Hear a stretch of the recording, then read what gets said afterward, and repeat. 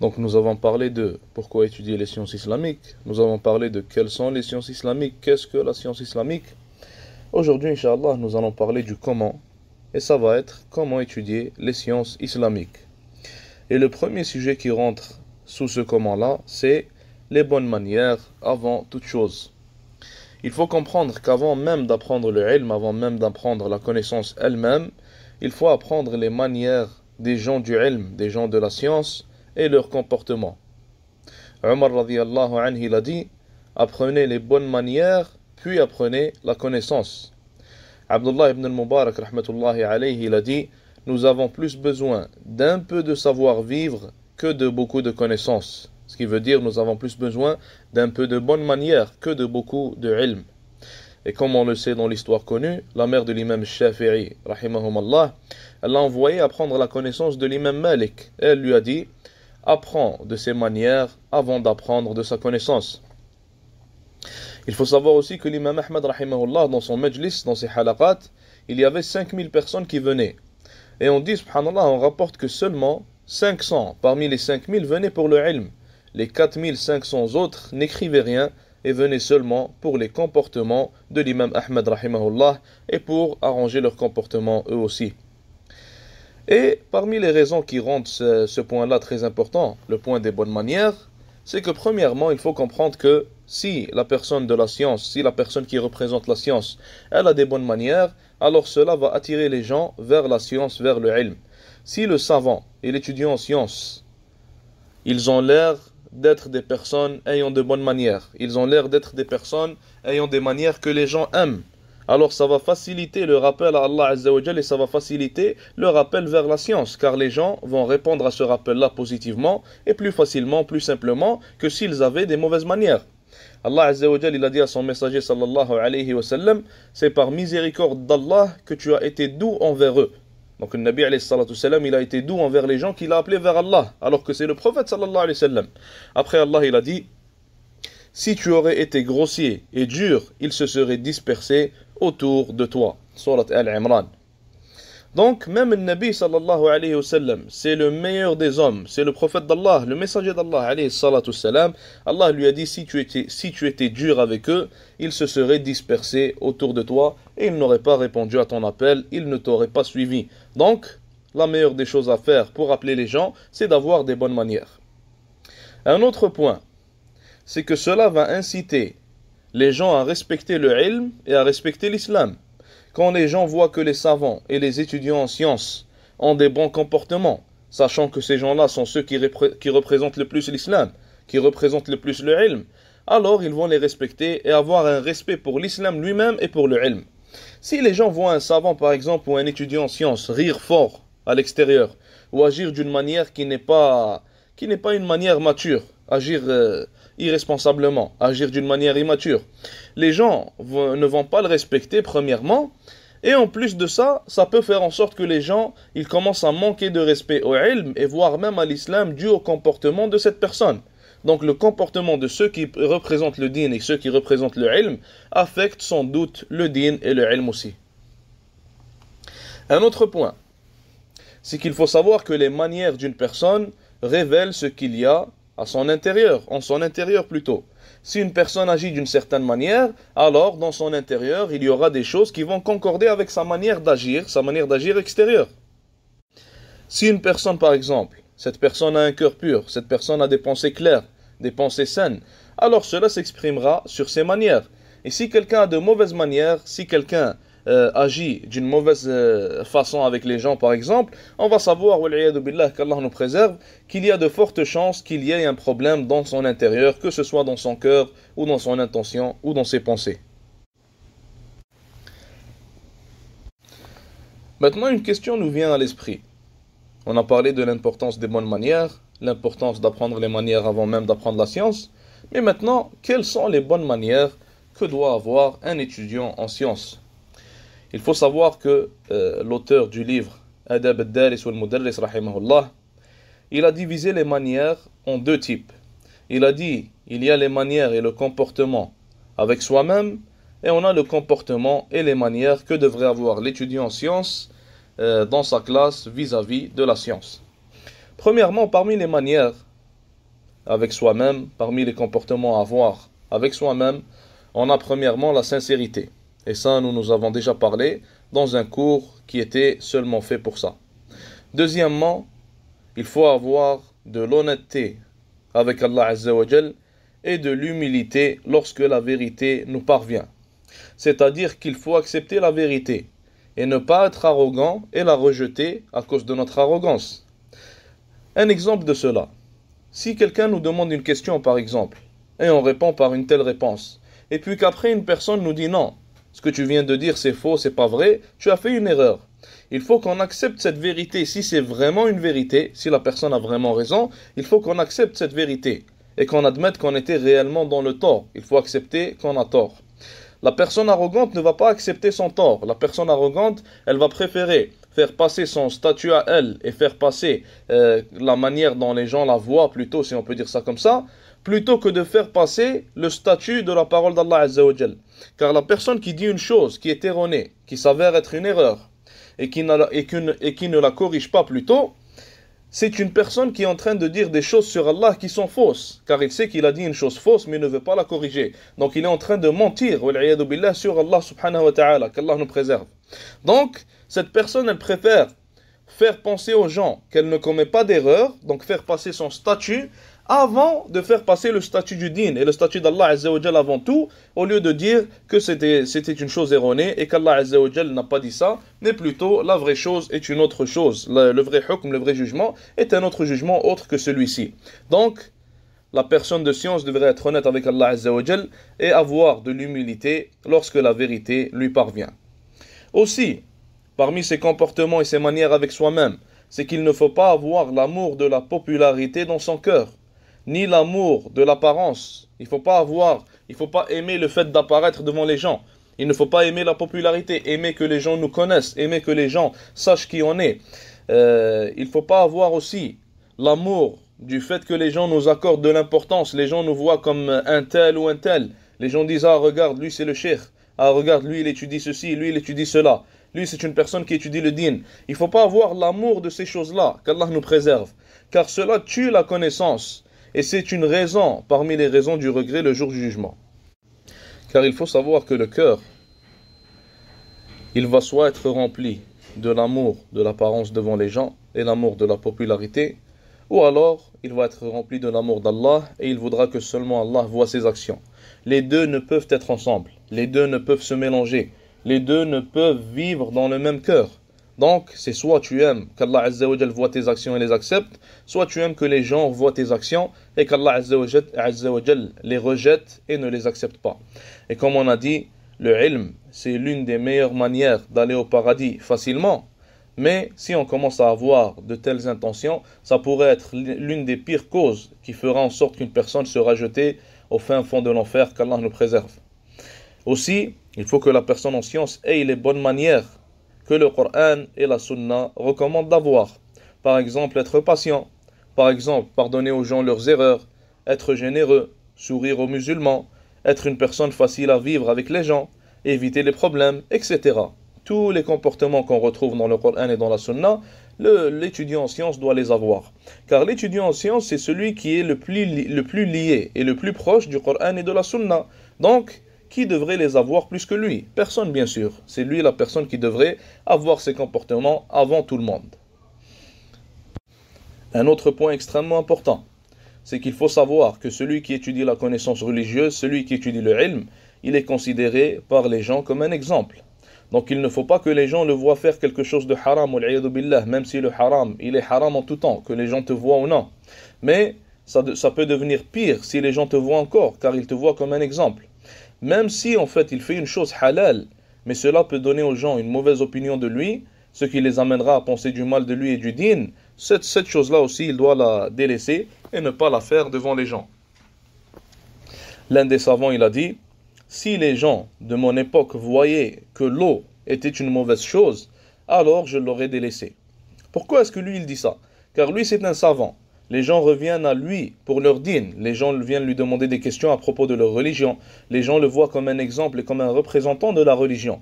Donc si les gens voient une chose comme étant mauvaise, lui, étant une personne qui veut apprendre aux gens leur religion, ne peut pas se permettre d'approcher cette chose ou de la commettre devant les gens, même si elle est halal. Donc, il doit la délaisser pour que les gens prennent leur dîne de lui et leur science de lui, et pour que les gens ne le voient pas comme une mauvaise personne. Aussi, l'étudiant en sciences doit délaisser le fait d'être dans des mauvais endroits, ou dans des endroits où il y a du haram, ou des choses qui ne sont pas en fait...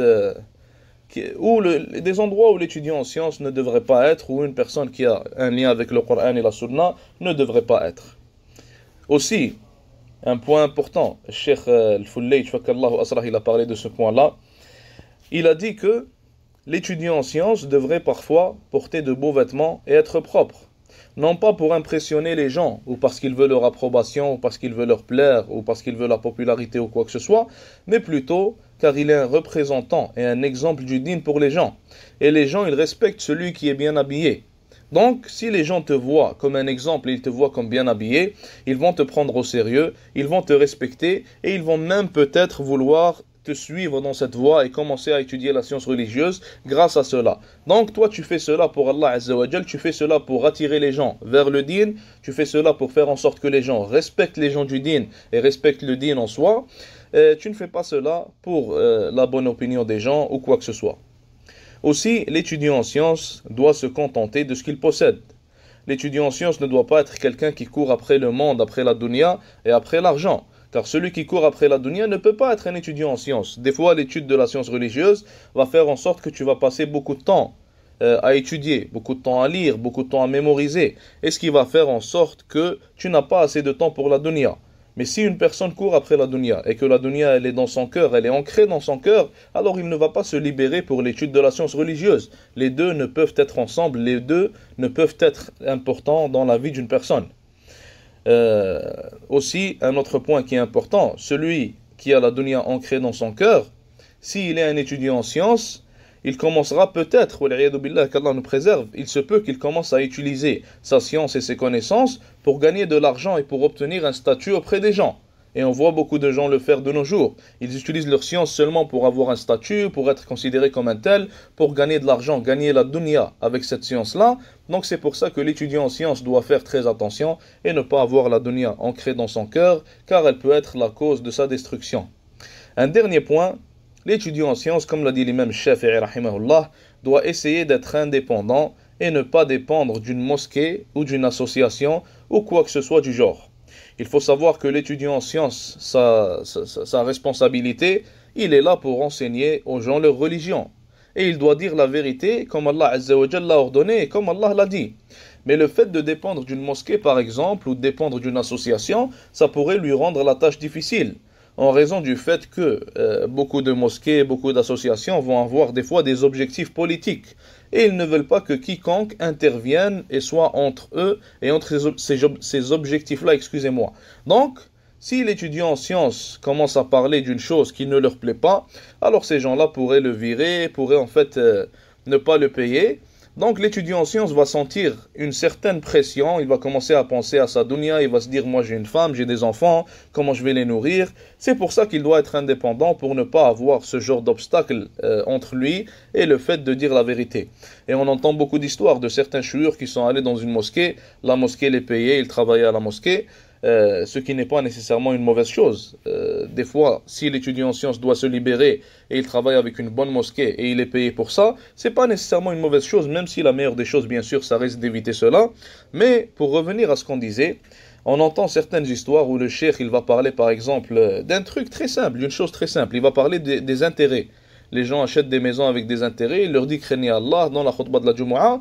Et cette khutbah-là, c'était en fait sa dernière khutbah. Après ça, ils l'ont viré, ils lui ont dit « Tu reviens plus ici ». L'administration le vire, car les gens, beaucoup d'entre eux, ont acheté des maisons avec riba, avec des intérêts, ce qui fait en sorte que les gens peuvent arrêter de donner des dons à la mosquée. Donc la mosquée ne veut pas que le imam dise de telles choses, alors le imam se fait soit virer, soit il change de sujet et il s'adapte aux gens. Alors que, comme on a dit, l'étudiant en sciences, le imam, il doit dire la vérité, et s'adapter aux gens ne veut pas nécessairement dire la vérité. Maintenant, parmi les bonnes manières qu'il doit avoir dans ses cours, dans son cours, il faut que l'étudiant en sciences, premièrement, consacre son temps à la connaissance et il doit en faire son objectif le plus important. Le ilm, l'atteinte de la connaissance, doit être l'objectif principal de l'étudiant en sciences, pour plaire à Allah Azza wa Jal et se rapprocher de lui. Et bien sûr, il faut savoir que la connaissance, c'est un moyen d'arriver au but ultime. Le but ultime qui est le Jannah, qui est de donner victoire à la religion d'Allah subhanahu wa ta'ala, de la propager. Youssef al-Qadi, rahimahullah, il a dit, si tu te donnes complètement à la connaissance, elle ne te donnera qu'une partie d'elle-même. Donc, plus tu te donnes au ilm, plus il te donne de lui-même. Un autre point, c'est qu'il faut qu'il accepte de prendre de celui qui est au-dessus de lui en connaissance et de celui qui est en dessous aussi de lui, que ce soit en connaissance ou que ce soit en âge. Car il faut savoir que ce n'est pas un signe d'humilité de refuser d'apprendre de celui qui est en dessous. Et les salafs, certains d'entre eux apprenaient même de leurs étudiants. Donc, tu acceptes d'apprendre de celui qui est meilleur et tu acceptes d'apprendre de celui qui est plus bas que toi aussi. Ça t'importe peu, car ce que tu veux, c'est seulement apprendre pour Allah subhanahu wa ta'ala. Un autre point, l'étudiant en sciences ne devrait pas être trop timide ou ne devrait pas être timide en fait, sauf la timidité qui est louée par Allah Azza wa Jal, et il ne devrait pas être arrogant aussi pour poser une question ou pour apprendre. Le Nabi sallallahu alayhi wa sallam, il a dit dans le hadith, deux sortes de personnes n'apprennent jamais, les timides et les arrogants. Pourquoi est-ce que le Nabi alayhi salatu sallam, il dit ça? Car le timide, il ne va jamais poser de questions, il va toujours se mettre tout en arrière, et l'arrogant, il va être trop arrogant pour demander des questions et pour chercher à comprendre et chercher plutôt à savoir, excusez-moi. Un autre point, un autre comportement à avoir, c'est qu'il faut s'asseoir respectueusement en classe et écouter respectueusement le professeur. Il ne faut pas aussi utiliser son téléphone, il ne faut pas s'allonger, il ne faut pas rire, il ne faut pas parler sans en avoir besoin, etc., etc. Des fois, subhanallah, on va voir certaines personnes quand ils vont à l'école publique, ils vont être très respectueux, ils ne vont jamais sortir leur téléphone, ils ne vont jamais rire, s'allonger, parler ou quoi que ce soit. Quand ils viennent dans une halaqa, dans une assise de science, on dirait qu'ils sont dans un marché, on dirait qu'ils sont chez eux. Donc ça vraiment c'est le monde à l'envers. Quand on va dans une école publique où tu n'apprends rien de très important, si on peut dire ça comme ça, comparé au din, ça n'a aucune importance bien sûr. Dans ce cas-ci, tu es le plus respectueux des gens. Mais quand tu viens au masjid, la maison d'Allah Azza wa Jal, pour entendre ce qu'Allah Azza wa Jal il a dit, entendre sa parole et celle de son prophète alayhi salatu salam, tu deviens le pire des gens et celui qui a le moins de respect. Ça réellement c'est le monde à l'envers. Il faut aussi également prendre des notes lorsqu'on assiste à un cours. C'est une façon de respecter les paroles d'Allah Azza wa Jal que tu es en train d'entendre. Tu prends des notes de ce que tu apprends et aussi celles de son messager sallallahu alayhi wa sallam. Et cela donne également un aspect de sérieux au cercle de connaissances aux yeux des gens qui les voient. Si quelqu'un vient par exemple pour commencer à apprendre la science religieuse et c'est sa première journée, s'il voit que personne ne prend de notes, alors il ne va pas le faire lui aussi. Sauf si Allah Azza wa Jal le guide à faire cela. Et s'il voit les gens prendre des notes, alors automatiquement, ça va le pousser lui aussi à prendre des notes. Et comme Shafi'i l'a dit, rahimahullah, je ne me rappelle pas exactement dans quel mot exactement il l'a dit, mais l'idée générale de ce qu'il avait dit, c'est que celui qui ne prend pas de notes, alors il est en train de perdre des choses très importantes qu'il ne pourra possiblement jamais réentendre de sa vie. Donc, celui qui ne prend pas de notes, il est en perte. Aussi, il faut savoir que la personne qui t'enseigne les sciences religieuses, c'est une personne que tu dois respecter et tu ne dois pas répondre aux questions qui sont posées dans le cours, sauf si cette personne-là qui t'enseigne t'en donne la permission. La seule personne qui répond dans ce cas-ci, c'est le professeur et personne d'autre. Un dernier point, c'est que l'étudiant, talib al-ilm, l'étudiant en connaissance, doit toujours penser qu'il est encore ignorant. Et il doit toujours savoir que même s'il a beaucoup appris, alors il n'est toujours rien. Et beaucoup de savants disaient que plus ils apprenaient, plus ils se rendaient compte à quel point ils sont ignorants. Donc, c'est comme ça que tu peux te tester. Il faut que tu regardes en toi-même, plus tu apprends. Est-ce que plus tu apprends, plus tu te dis je suis ignorant? Ou est-ce que plus tu apprends, plus tu te dis, excusez-moi, oh je suis un savant, j'ai appris beaucoup de choses, j'ai augmenté en ilm. Donc vraiment, ce que ces savants-là ont dit, c'est une manière de se tester. Et de tester en fait si on est sur la bonne voie ou non.